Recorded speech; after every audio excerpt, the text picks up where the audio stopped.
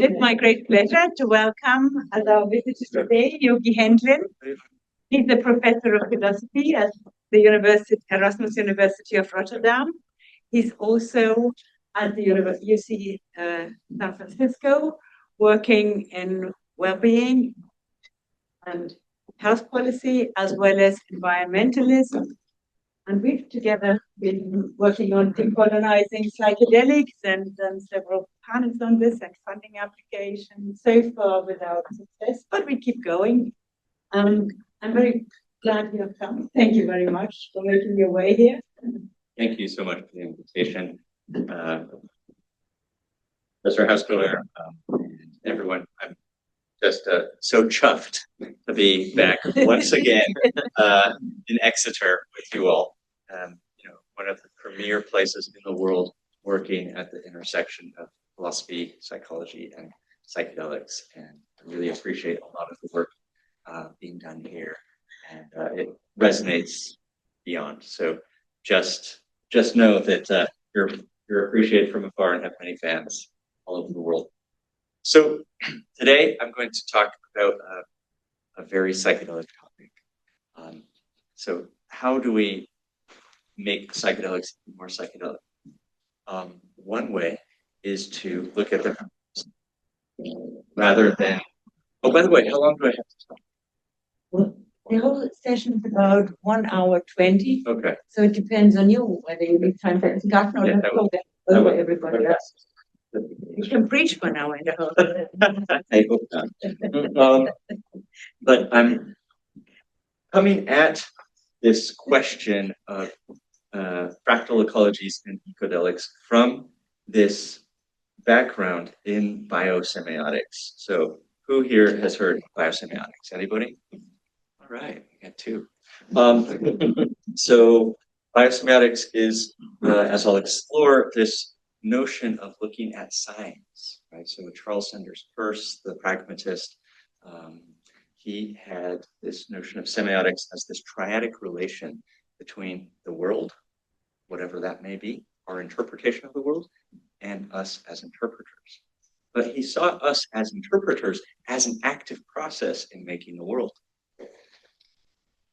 We also have Jakob von Uexküll, the very influential Estonian, German, Prussian author who coined the term Umwelt in German. And this is a term about milieus, or the environment as we know it. And it's not just any environment, but the environment as it shows up to us. That there is something beyond what we can see, but due to our sensory organs, we have certain constrictions, right? We only see within what we see as the visible light spectrum. But many other creatures see far beyond that spectrum, like ultraviolet, for example.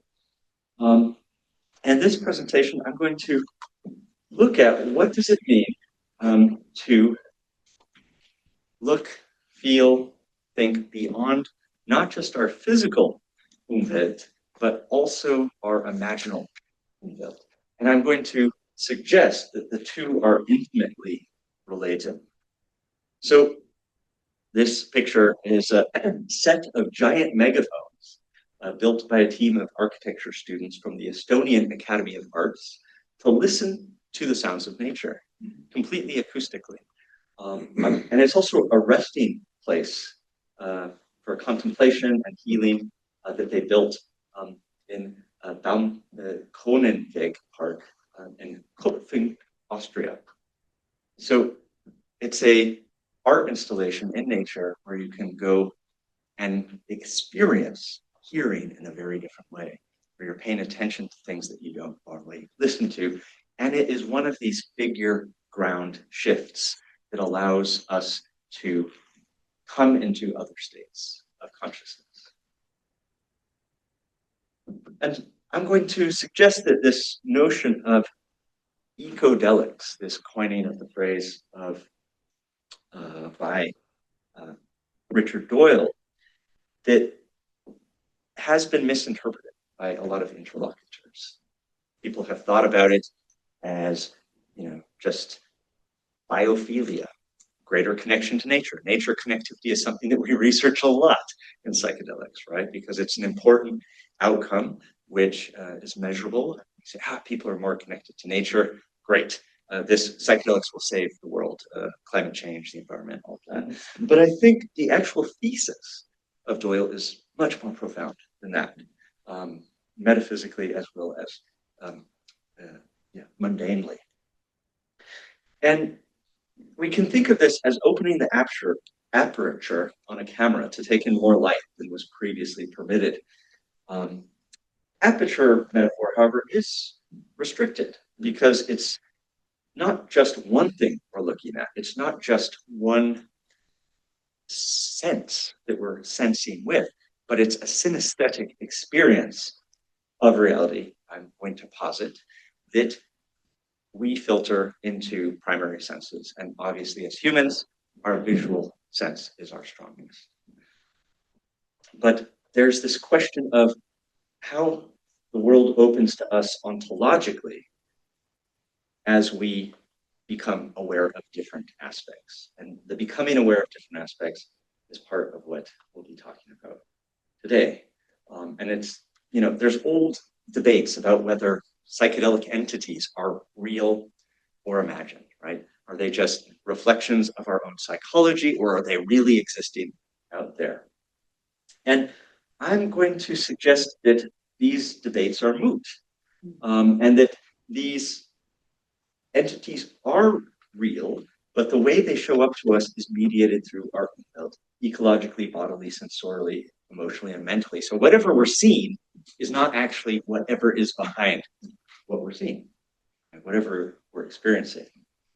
And so we might think of it in a sort of slightly more decentered view, whereas as our aperture open, we become aware that we've already been swimming in this soup. And we're not seeing the soup for what it is, but we're seeing the soup through how we can perceive it, not just with our sense organs, but also our emotional, mental sense organs, and the limitations of our ability to surrender certain resistances that we might harbor. So just to start with some premises, one, that, before I start, please challenge me, disagree with me. I want to hear what your take on all of this is, because it, of course, is very experimental. But I'm going to claim that the imaginal realms are as rich ecologically as our earthly ecology, and they function similarly. So, for example, all these creatures that we might meet in the psychedelic realms are absolutely necessary, just as our microbiome is absolutely necessary. If they weren't there, there would be potential for parasitism or infection, right? Though maybe not necessarily of our bodies directly, but of other aspects of ourselves. Two, the ecological relations, which are not just physical, right? We're talking about fractal ecologies, involve changing our umwelt, refiguring our senses and attention. And in so doing, we will, one way or another, also refigure our ecology. This is like the niche construction of an organism. Organisms are in habitats, in ecosystems, but they also make spaces for themselves in their ecosystems. And they not only make spaces for themselves, but they make spaces for entire categories of other organisms, just as when a tree falls and rots, hundreds and hundreds, if not thousands, of different forms of life feed on that rotting log. And third is that there is no self as a unitary thing. And this comes from a biosymbiotic and a 5EA perspective. So in cognitive science, we have the enactivist approach. There's ecological cognitive science. There's the embodied, extended, and affective aspects of cognition, which suggest that what we think and feel and how we think of ourselves as an ontological being is completely, in some way, cued. That doesn't mean that there's no free will in this sense, but it means that so much of who we think we are and how we are and who we are in our actions on our spaces, our ecologies, our architecture, the design and engineering that either intentionally or unintentionally went into our inhabiting. So one way to look at this is through contemporary physics, and I call it sort of like the N+1 hypothesis. So modern physics postulates, for example, in one area of physics, string theory, where there are at least 11 dimensions, right? And they take this to be commonplace, not not just a conjecture, but that there are many more than 4 dimensions. There's lots of discussion as to how many exactly. That's beyond the scope of this talk. So just let's take that to be in physics true. Then perhaps the rest of our sciences are missing something. Now, we can either say that all of our other sciences operate as if we're only acting in 4 dimensions, right? X, Y, Z, space, and 1 time. But where did the other 7 dimensions go? Do they simply comply with our sciences? That is, they show up in these other forms, that they're part of the, that they blend seamlessly into what we're able to detect? Or do they refuse to interact because we pretend that they do not? Or are they there and influencing indirectly somehow everything, but we're not aware of it? And because we're not aware of it, they're maybe having a different influence than they would if we were. So this is just a really high-level abstract way of getting into what hopefully will be the more juicy aspects of experience. But even our sciences are coming up against, they're abutting this question of other worlds that we are maybe not always taking into account. So let's start with Doyle, Darwin's Pharmacy, Sex, Plants, and the Evolution of the Noosphere. He writes, what is the ecodelic insight? What is ecodalia? Quote, the sudden and absolute conviction that the psychonaut is involved in a densely interconnected system for which contemporary tactics of human identity are insufficient. This ecodelic symptom entails a sudden apprehension of immanence, a connectivity that exceeds the rhetorical capacities of an ego and simultaneously summons transpersonal characters who, at the very least, function as rhetorical tactics for managing the strangeness of ecodelic experience. Machine elves compete with aliens to prankishly rule interdimensional interdimensions revealed to smokers of DMT, and the visions of evolution itself become a continual trope or scene with which to frame and articulate psychedelic experience. The fact that Richard Dawkins, at his book, The Selfish Gene, he says this book has been a long, strange trip, basically. And he says, not just metaphorically, he talks about the California 1960s scene, where you literally have to inhabit a different world in order to understand what he's trying to talk about, right? Dawkins is the, for all of his gene centricism, which I completely don't agree with, he is the coiner of this term meme, which it would be difficult to have a term that has more relevance for today. Anyhow, he also says, Doyle says, subjectivity as a paradoxically transhuman phenomenon of awareness rendered only in ecologies. So subjectivity, that's the sense of self, as a paradoxically transhuman phenomenon of awareness rendered only in ecologies. That's no Cartesian brains and vats, right? If you have a brain in the vat, it can't think because it has nothing to think about or think on or to think with. Is rendered into inscriptions and images even as no self is adequate to report. So let's take another view. This is from Matthew David Siegel, and he suggests reading Doyle, that when ingested in carefully crafted ceremonial containers, ecodelics reveal the deeper connections and interpenetration of all things, the way the very idea of property or ownership does violence to the creative and sacred dimensions of the universe.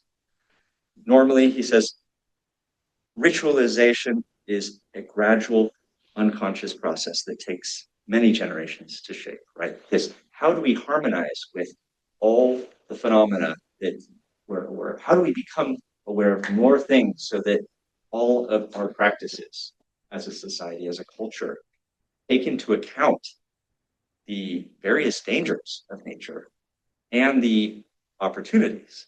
And how do we make sure that we're not exposing ourselves through ignorance to dangers which might kill us, make us sick, might destroy our community, might destroy our crops, right? All of these various pestilences which humanity has always tried to mitigate against. And this is what culture is in some ways. But Siegel is very concerned with the fact that on the one hand, we've destroyed so many through colonialism over thousands of years, first internal to Europe and then transatlantic and internationally. But he says we don't have many generations to have this natural ecological process, evolutionary process to take root. So there's sort of this sense of urgency here. If our civilization cannot transform itself from the roots up within the space of a few years, the odds of our survival into the 22nd century are slim. Now, survival, we can talk about what that means, but to articulate it more precisely, what is our chance of developing resilience when we are not even aware of the various powers which we are cohabitating with? In another form, we hear from Daniel Pinchbeck and Asher Walden. Pinchbeck says, the prospect that just as our bodies are a complex concoction of native cells, bacteria, viruses, symbiotic and parasitic organisms, there may be a similar psychic ecology of various forms of consciousness or sentience. And Asher Walden writes, what I want to suggest here is that many of the thoughts and feelings we experience as our own are not really our own at all, but genetically alien, quasi-independent cells. I like that, quasi-independent, right? Which exist in symbiosis with the native aspect of our conscious lives. And, Walden goes on to say, there are those mysterious and mischievous beings that have been called at various times gods, spirits, angels, demons, elves, archetypes, mass delusions, aliens, neuroses, and so on. They constitute a rather heterogeneous collection of forms of consciousness that each have perhaps their own psychologies, their own moral principles, their own likes and dislikes, their own proclivities. But like the microbiome in our guts, they serve prophylactic and other functional purposes that we are deeply dependent on. If we welcome them as full citizens of our psyche, we will be all the stronger for it, he postulates. So this question of cohabitation, whether we want it or not, right? Just as in this room, there are countless billions of bacteria that we're all inhaling. We're all inhaling each other's inhalations and exhalations, and that these bacteria in some form, very mediated form, are connecting us with all of creation, with all the humans that have lived in the past and present, because they've all been mediated as they've reproduced and had their offspring. There's a part of us in all of them, and a part of them in us. And so we are sharing this invisible soup on a biological level.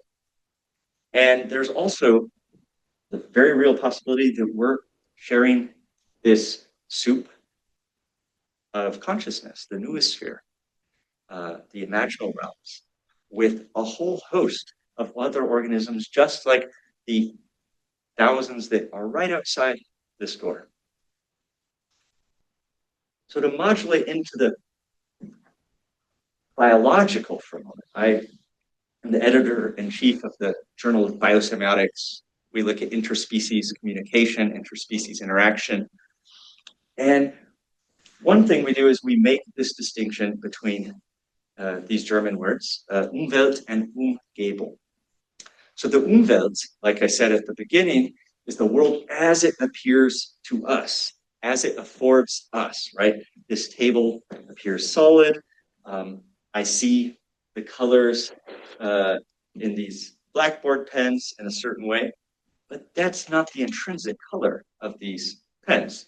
Goethe, with his color theory, told us very clearly that we are constructing this color with our eyes. That the potentiality for this color isn't in the thing itself, but if you're colorblind, you're going to see these very different. If you're a mantis shrimp with 12 different color rods rather than the 3 that we have, you're going to see these very different. If you're a bee that does not have yellow, they have ultraviolet, green, and blue receptors, you're going to see these very different. So the color is not intrinsically in there, but it's also not intrinsically in my eye. It's in the relationship between the interpreter, me as a human, who is not colorblind, and the object. Right? And so what that means is that there is a whole world out there of potentialities in everything that exists that we don't see, but it's there. Right? And the Umgebung is all the possibilities. Now, I'm a little bit critical of Jakob von Uexküll on this dimension because, you know, he was a neo-Kantian. And so he really thought that there was a nominal realm out there that existed, more or less as it is, that, you know, we could never approach. We could only see through our species-specific sensory mediation. But it was there. And interpreting this notion of the Umgebung, or absolute reality, in an ecodelic and biosymbiotic way, I think that we can translate it into meaning that the sum total of possible worlds, the worlds beyond which any organism or groupings can grasp, is nonetheless there as a real potential relation. That all of the relations are present there, even if they're not actualized. But our actualization of them also can have a relationship that changes them.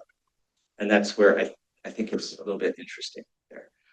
Yes, and this is a paper I wrote with my colleague Brian Kumalo on non-vertical biosemiotics and Donald Hoffman's interface theory of perception.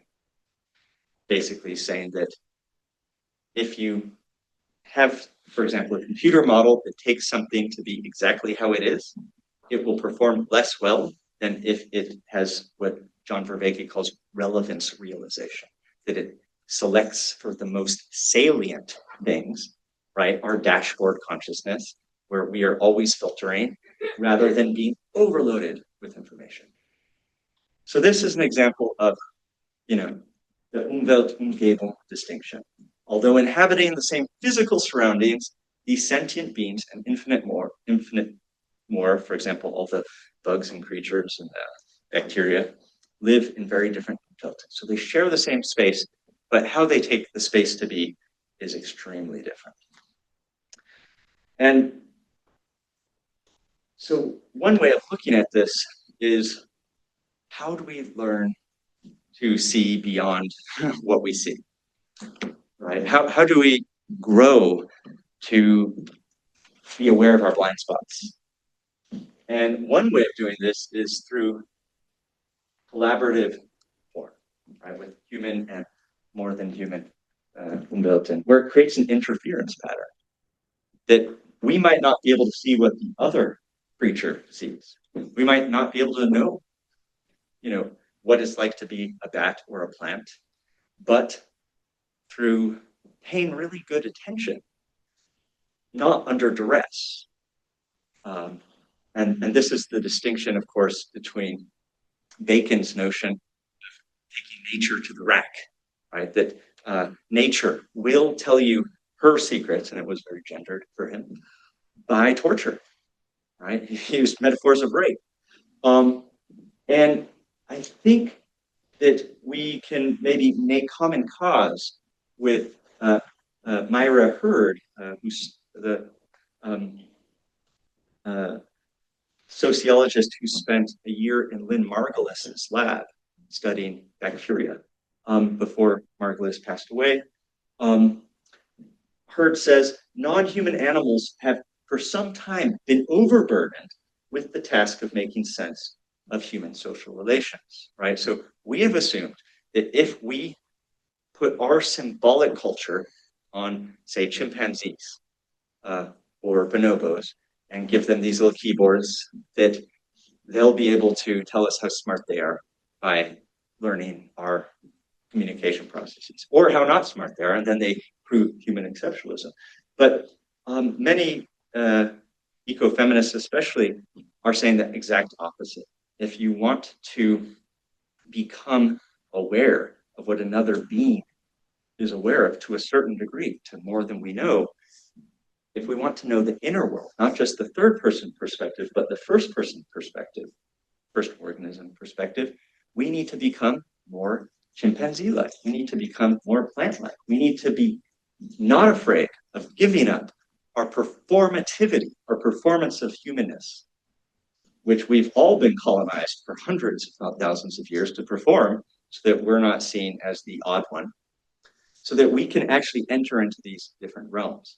And so this is part of the identity dissolution and reformation process, so that we as phoenixes can be constantly updating according to the milieu, the umwelt that we happen to be part of. So philosophically, I'm going to argue that yo-yoing between physicalism and idealism doesn't cut it. Mind and matter, as, opposites somehow, are mutually dependent sides of the same coin. They're what the Buddhists call pratyasam mutpada, or interdependent co-arising. So for every mental or material event, it exists only through its relations, right? When we say, this is mental, this is material, right? If we say, oh, here, take this chemical to help you with your mental processes, we're saying this is a material thing, right? This is something that can be achieved through different brain chemistry or gut chemistry. And I'm not saying that none of that makes a difference. But what I'm also saying is that historically, we know that the placebo and the nocebo have such outsized effects to most of our medicines. And so we're not looking at just mind or matter as separate constituents, but they work either together or against each other, depending on how we interleave them.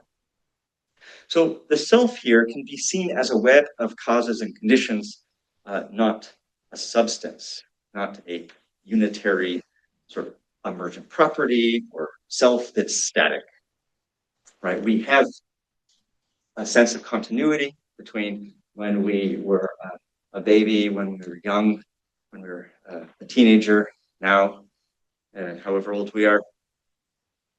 And we say, yes, that was me.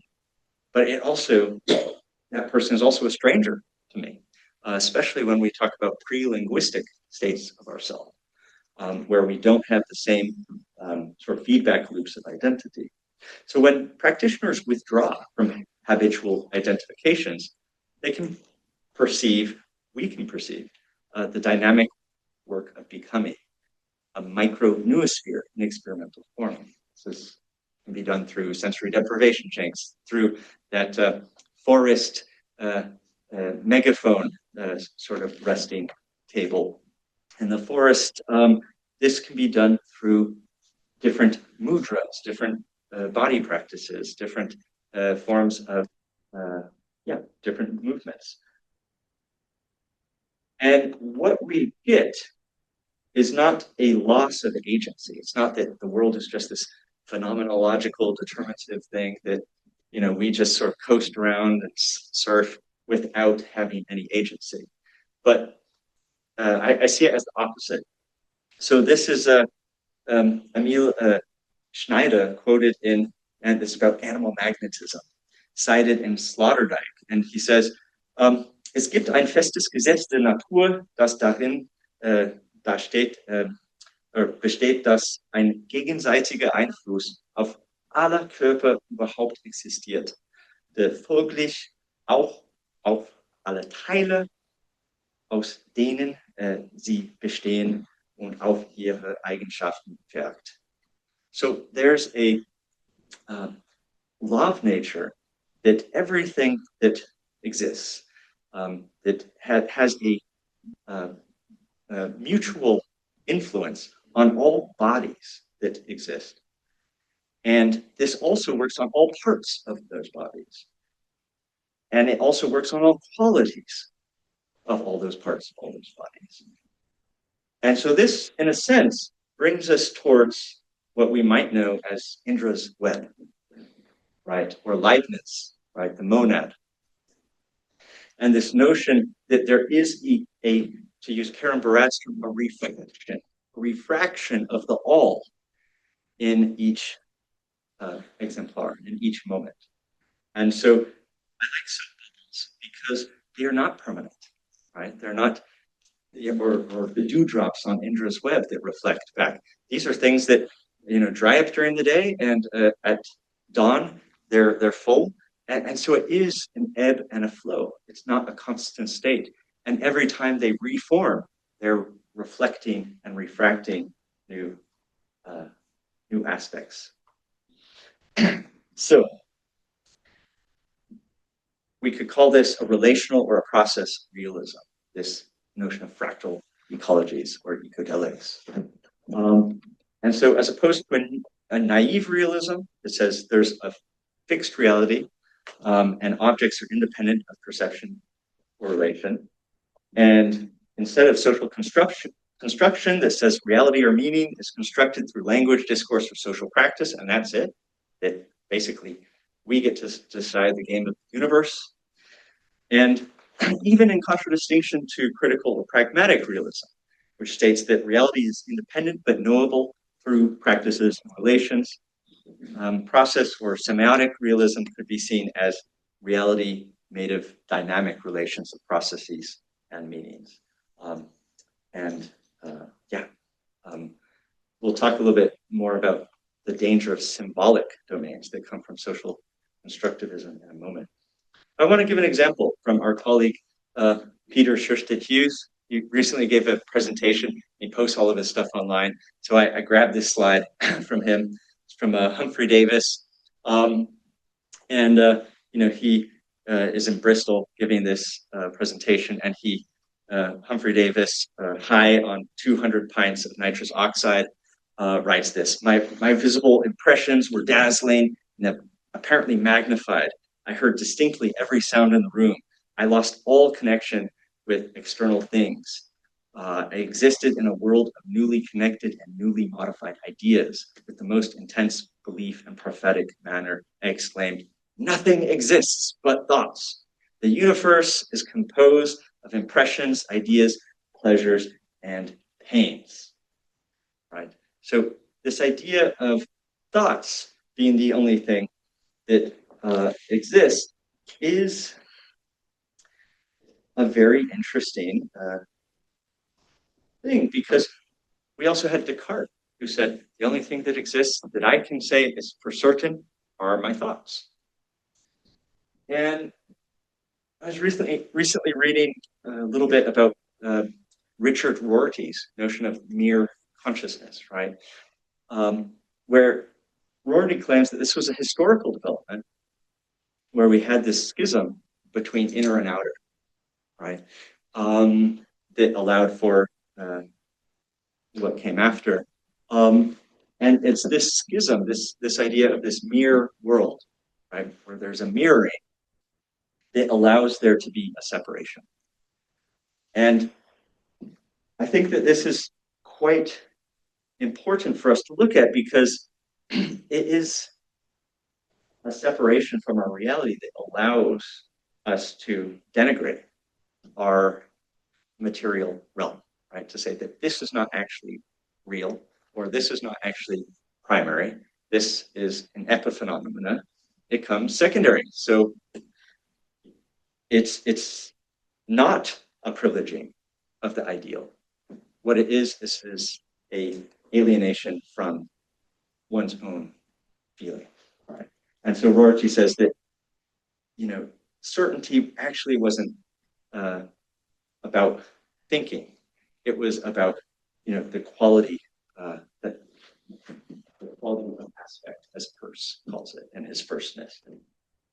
So, yes, you know, Hume would say that our importance to identifying the sensation is extremely important, right? This sort of empirical sense is empiricism. And Kant, you know, he says, thanks to David Hume, I was risen from my slumber. But he sees, you know, this distinction between pleasure as neither fully cognitive or reducible to conceptual thought. And he also saw moral feeling to have a unique phenomenological character. So there's already a separation out. There's, you know, a separation of different aspects of self. And so it's this conceptualization of thought as having this somehow primary potency that I think is part of the problem that we deal with. And we see this most in symbolic language today. So I might call this the problem of detached meaning. In biosemiotics, we look at symbols, right? So what's the difference between a symbol and every other type of sign? A symbol can be anything, right? The letter A no longer sort of looks like an ox cart or whatever it did for the Phoenicians.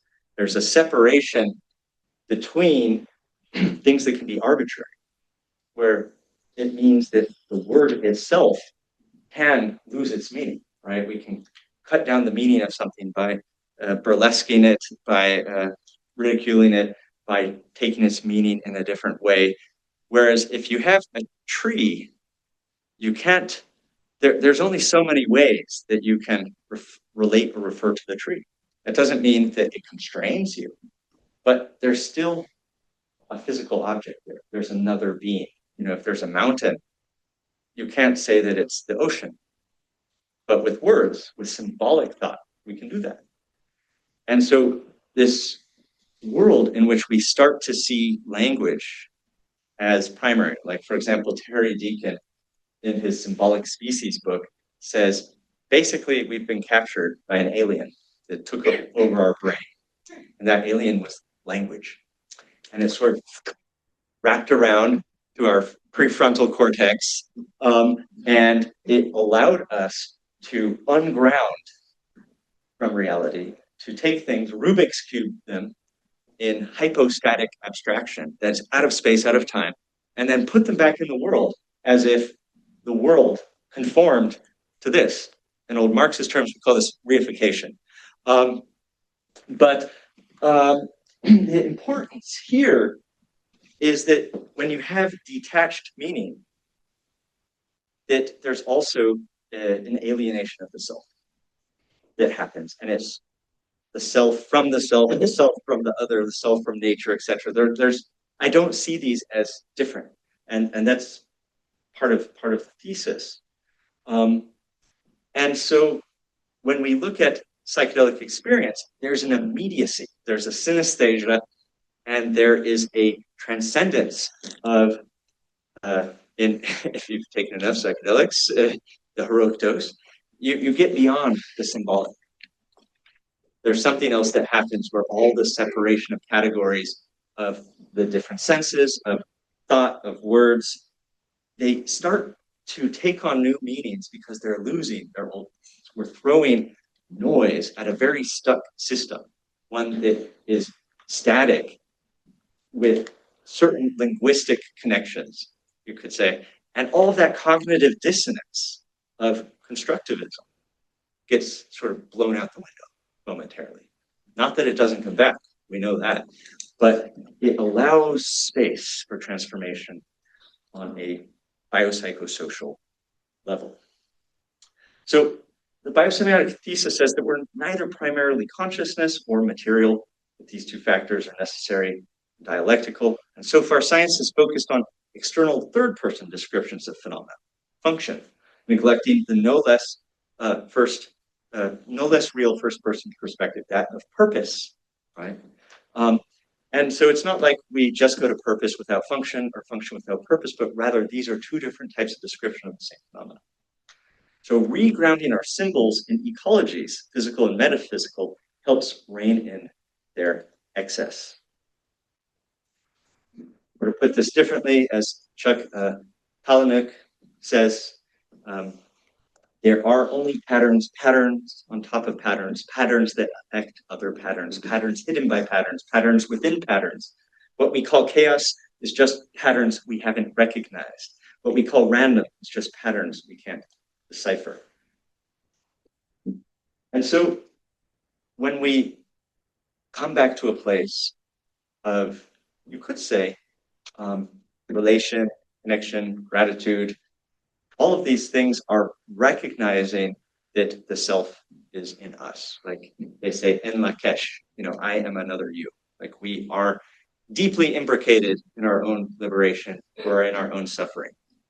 And so that there, as much as I would like to just go to the moon or escape the destination of humanity, this is what Bruno Latour talks about in Coming Back Down to Earth and Facing Gaia, where he says something, elites have thought that they can escape the shared destiny of planet Earth, right? That they can go to their bunker in New Zealand or their bat cave or whatever and, wait it out until whatever they've created as apocalypse is over, and somehow their lives are going to be, hunky-dory.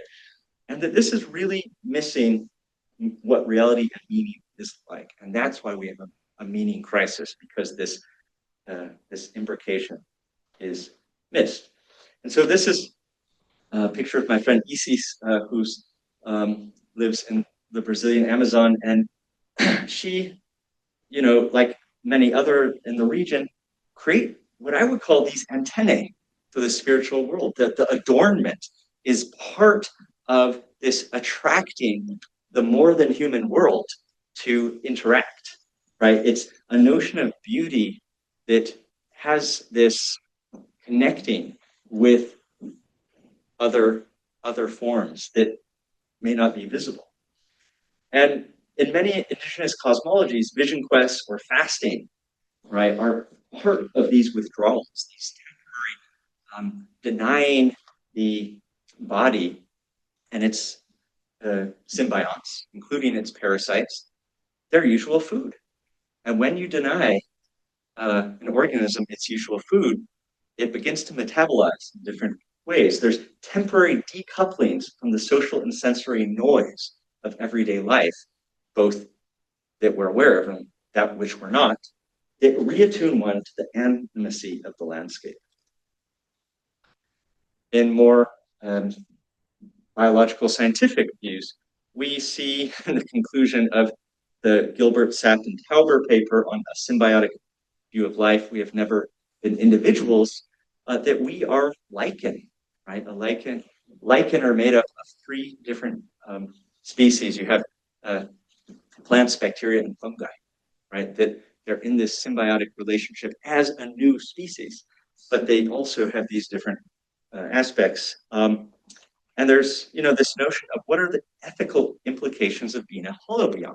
So in the extended evolutionary synthesis biology, we're seeing at the forefront, the bleeding edge of science, that there is an awareness of our multidimensionality just from looking at the biological level.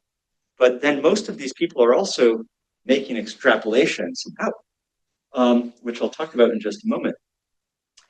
And to get into the last portion of the presentation, before I really look forward to your discussion questions, there's this notion that, yes, we have this notion that we, on a biological basis, are from the skin in and from the skin out, completely created by our ecologies. And that can lead to dysbiosis or oibiosis, right? And it's never just going to be one or the other, but that we, in a sense, should be very attentive to whether we're cultivating through our built environment, through our engineering, through the creations that we're enacting, and also through our thoughts, our emotions, our body, antagonistic evolution or mutualistic. So, egregores. How many of you have heard of this term before, an egregor? Okay, more than biosymbiotics. Cool. So the term egregoros from the Greek comes this notion of the watcher or one who is awake. And it's this notion that consciousness is the revelation of its dwelling. So what is the dwelling?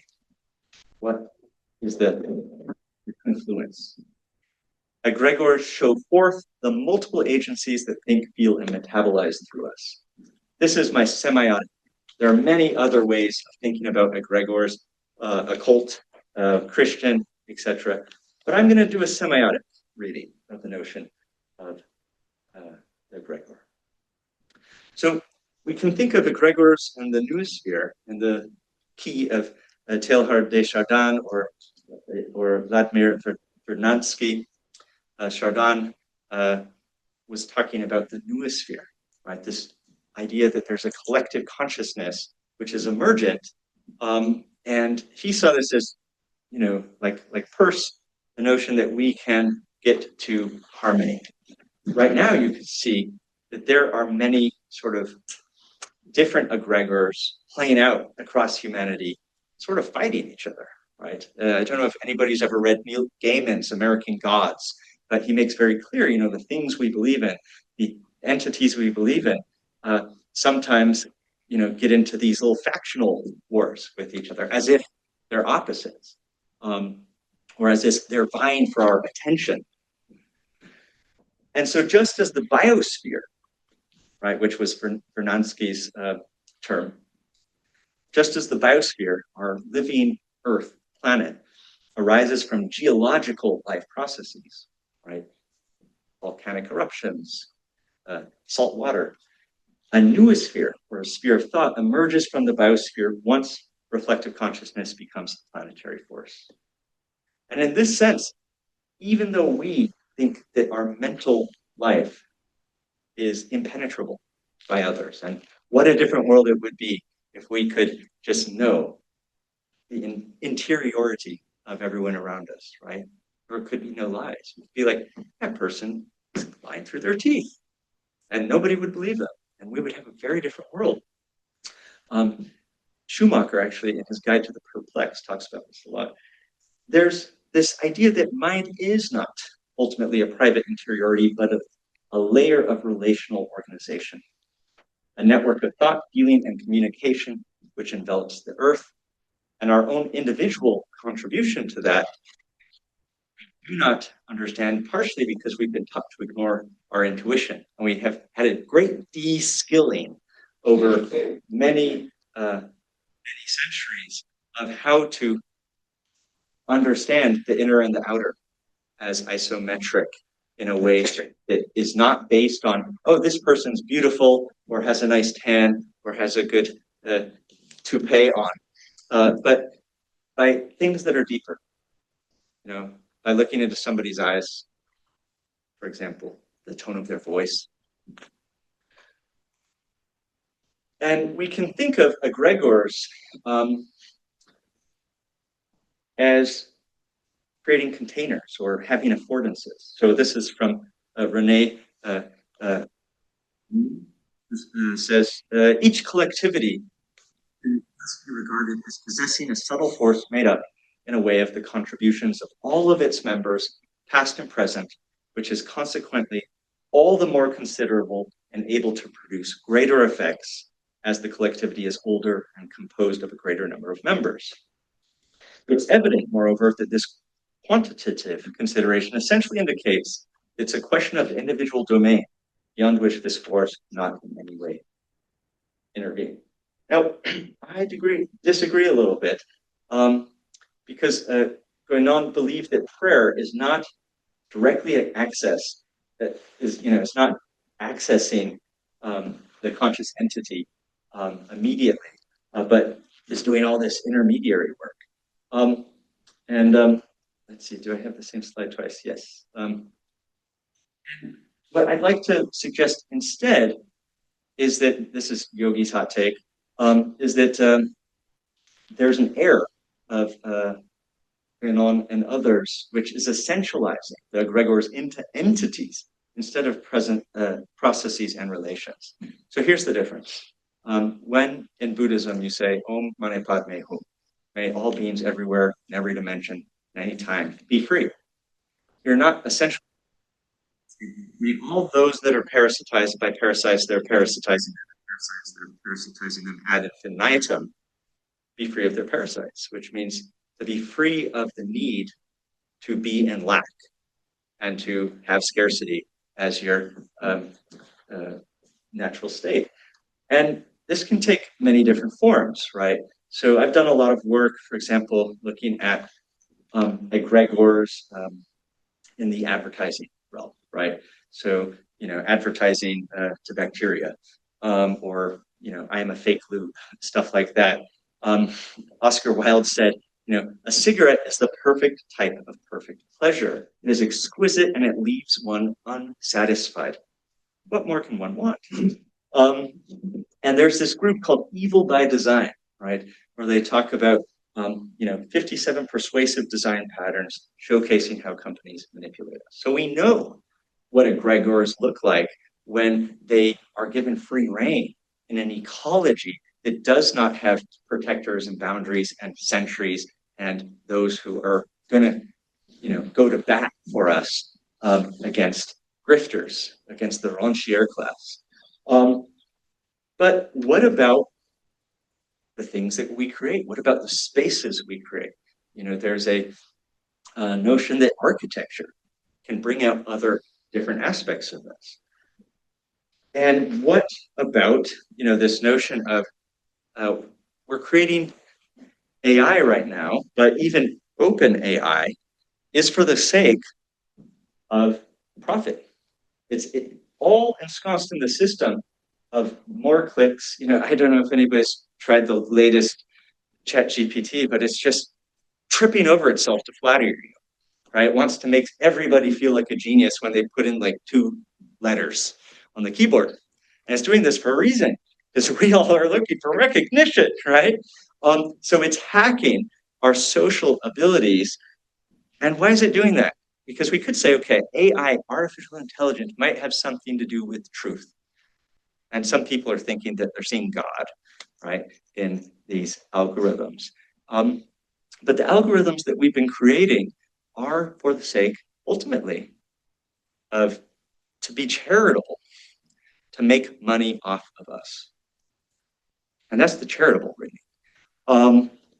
And so we have to ask, what sort of egregores are we inviting in to our silicone world when we are trying to create something that is extractive, vampiric, through all the flattery in the world, through finding all of our needs, all of our vulnerabilities, all of our deepest, darkest secrets and desires. And is it trying to fulfill them? Would that even be a good thing? Or is it trying to exploit them? And so I think we really need to rethink and redefine programming and algorithms from an outside-in state. Because if our infrastructure, if our engineering, if our design, if how we allow ecologies to be, or the wastelands that we create to extract on a material realm, also invite in spirits. What sort of spirits are we inviting in? Are we inviting in the protectors? Are we inviting those who are going to go to bat for us to keep us healthy are mutualists, or are we inviting in the parasites, the vampires that are preying on us? And I think that this is something worth talking about. I recently hosted a conference on making meaning in biology, and Michael Levin, one of the top biophysicists in the world, looking at how molecules, he says, can show lifelike agency. He talked very much about ethics. And I said, okay, so what sort of egregors do you think you're inviting in creating and designing in these ways? Have you thought about that? And I think that this is something we need to continue to research. And just finally, there's this notion of semiocide, the death of meaning. And this is a taxonomy, according to Ivar Pura, the Estonian inventor of the term. And so there's unpremeditated, such as, biotic or abiotic in the sense of an inadvertent killing off of meaning would be a volcano explodes, destroys an entire ecology, right? Or beetles that are given a lot of monocultured forest, they'll just eat right through the forest because there's no other ecological thing stopping it. And then there's premeditated, which we humans can do, and some of it's premeditated, which is negatory, like we are, killing off, vast swaths of the oceans just by virtue of all the ships that go through. So whales cannot navigate. It's destroying their meaning, making processes. And then some celebratory, like we're seeing right now in Palestine, where the Israelis are celebrating, cutting down the 1,000-year-old olive trees and the meaning-making structures that connect people and ecology. And so if we are not careful and acknowledge what we're doing, we can get very lost as we get detached to the world. But after a certain amount of time, there will be, because all processes, in a sense, are natural, it will lead us back to the same game again. And maybe we'll be smarter next time. So, thesis here has been that in terms of fractal ecologies and ecodelics, that it's ecologies all the way up and down, whatever other direction you want to postulate. We know that Buddhism and other religions and some indigenous cosmologies tell us that there is no ownership over the self. There's only awareness of the patterns and relations. And that being careful about what threads and processes and containers we create in our minds, bodies, emotions, and infrastructures, ecologies, technologies, and so on, is crucial to determining what processes will coalesce and linger and flow, and which will dissipate. Furthermore, disruption through productive noise, throwing noise at a system, and this is precisely what a collapse is. Historically, collapses have been very good for pretty much everybody but the elites.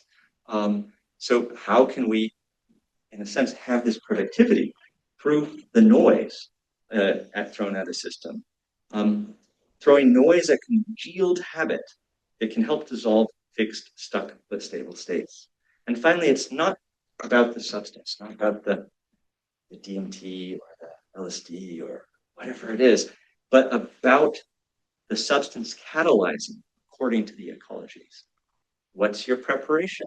What's your intention? What sort of smells or chemicals are you spraying thinking that it's going to help you, but that are actually going to interfere? So how do we really tap into the ecologies? So thank you.